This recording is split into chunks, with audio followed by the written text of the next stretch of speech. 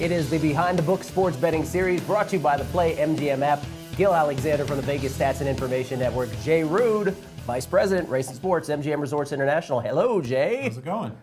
We are doing well because we are on the 50th floor, of course, Yeah, I know. of the beautiful ARIA Sky Suites, overlooking lovely Las Vegas, including the Veer, where, you know, if I wanted paparazzi, I would tell you I live there. Right. Not going to tell you Absolutely. that. Don't you enjoy this, though? Look at this Yeah. setup. I'm not a huge fan of heights, so you won't see me over by the window too much. But Nor am I. No, at least if we have a helicopter that flies by here in a few minutes, it'll be nice rather than a disruption than it's been out at the pool a little bit. You know, we had some helicopter issues that nobody knew about because we have such a great crew that edited it out.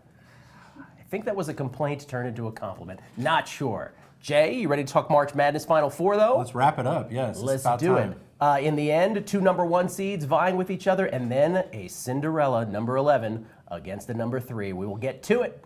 March Madness Final Four, again, Behind the Book, brought to you by the Play MGM app.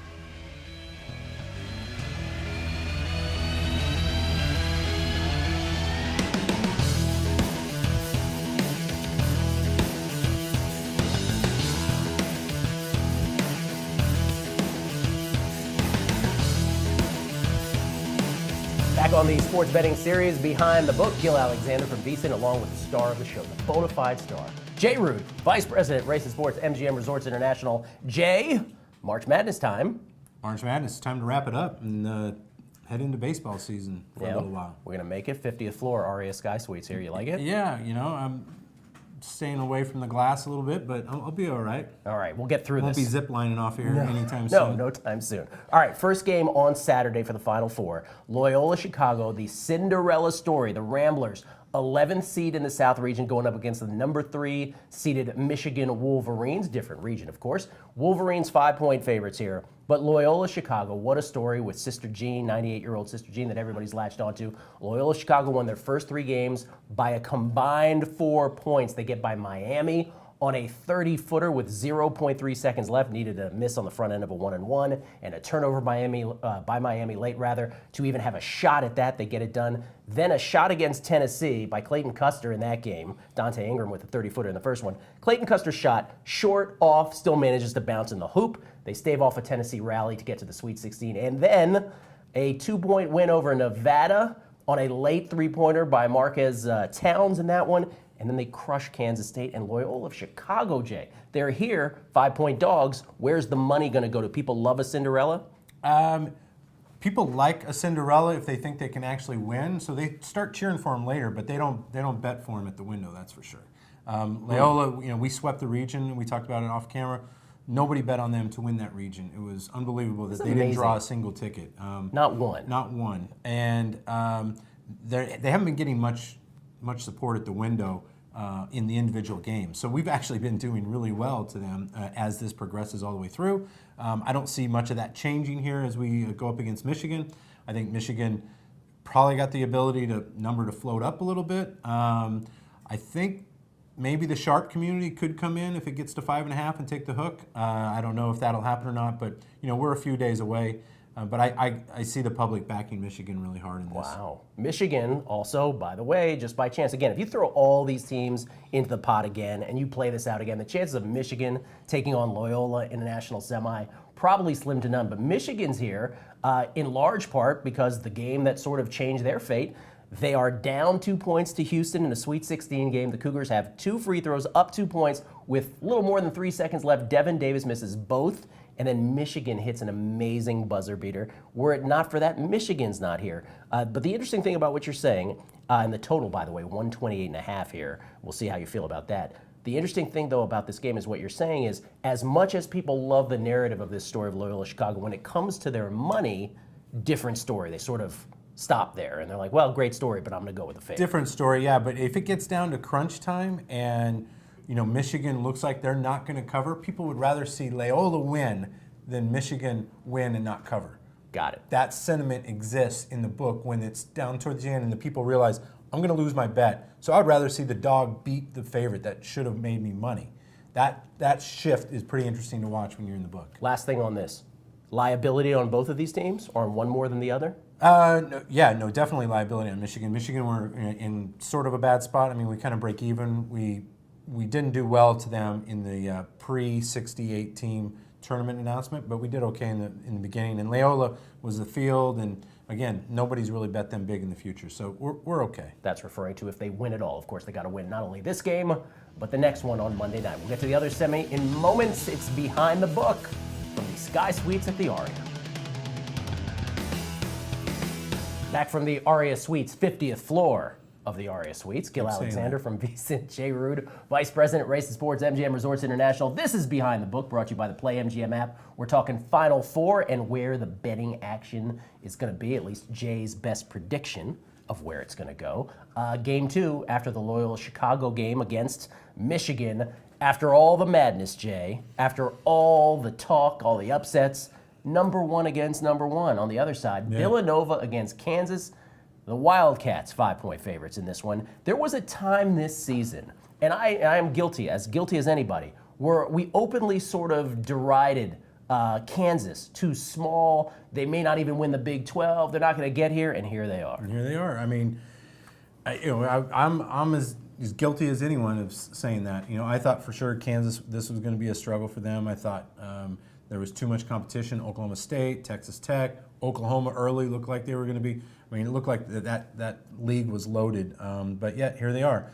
But they're going up against Villanova, and Jay Wright, who knows how to coach guards, is what you need to win this tournament. So good. I mean, it's a shame. I mean, UNLV might have had Villanova 20 years ago. It could have been a different story. It might be UNLV going for the second or third title. But, I think the definite class, if you look at this from like a horse racing perspective, in this particular Final Four is Villanova, and it's not even close. It's like Villanova is a Kentucky Derby horse, and everyone else is like a horse that might run in your state, highest handicap race. I would agree with that, and especially when you look at Villanova's box score against Texas Tech in the Elite Eight. Villanova shot 33.3% from the field. From three-point range, they were 4 of 24. 17.6%, 4 of 24, and not only do they win, they cover easily against Texas Tech.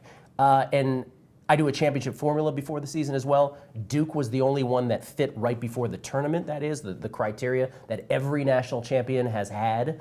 But right on the fringe was Villanova, and Villanova in the games here in the tournament, they've also qualified the criteria. I agree with you. They are by far the best of the bunch. They are 5-point favorites, though, in this game against Kansas. How are people going to bet it, though?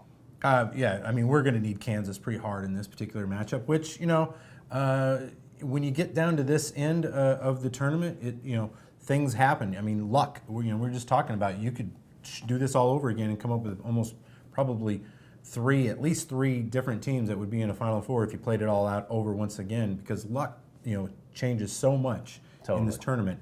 And if Kansas is starting to feel it, which why wouldn't they? They've kind of come through the tournament without, really a big scare. I mean, they've sort of handled their business, very businesslike. Nobody's talking about them. That's the kind of team that sometimes pops up and really surprises a team that should dominate the action on the court. But we're gonna need Kansas pretty hard in this particular spot. I think everyone's gonna be on Villanova. Total is at 155.5. Wouldn't it be interesting if 33 years after the big upset in the 1985 college basketball championship, where Villanova got by Georgetown, shooting 79% from the field, it was 78.4% from the field. Wouldn't it be interesting if 33 years later, Villanova, as the favorite, faces a team like Loyola Chicago? What an amazing Monday night game that would be in the finals. Yeah, that would be. I mean, that would be a complete repeat. Who knows? I mean, if Loyola gets in there, anything can happen. That's why they play the game. We shall see. Final Four, Saturday the semis, and then Monday night the finals.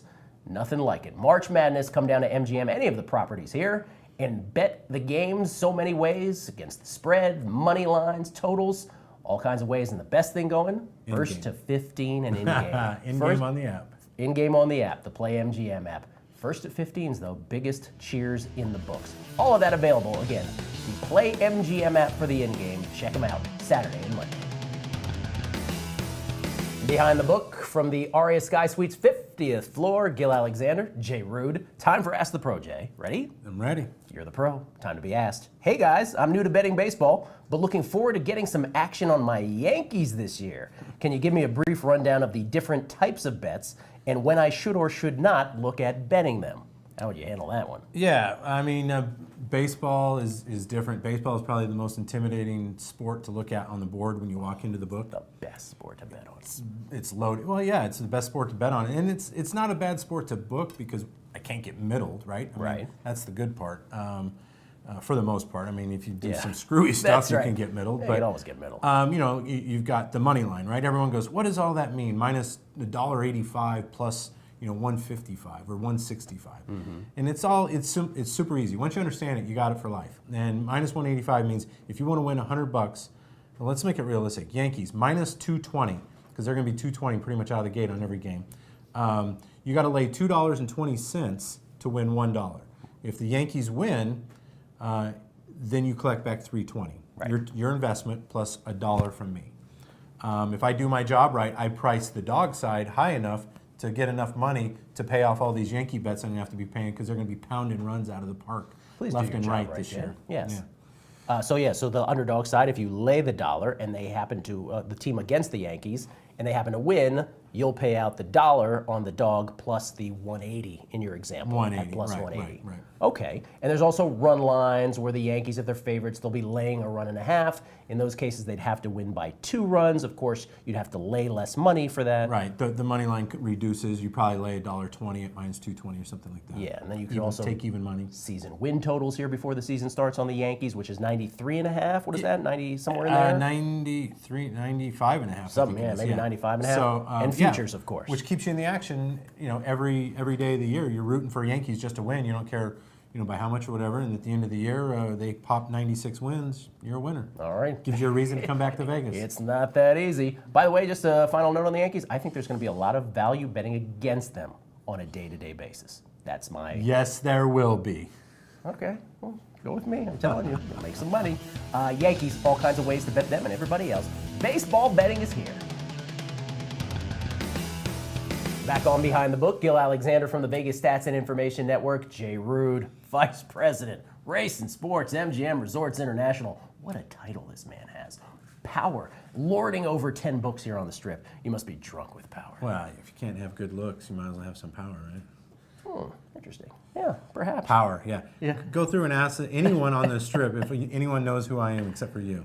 I will do that after the show. I'm going to do that. It's baseball season, Jay. We get to bet baseball. It's my favorite sport to bet.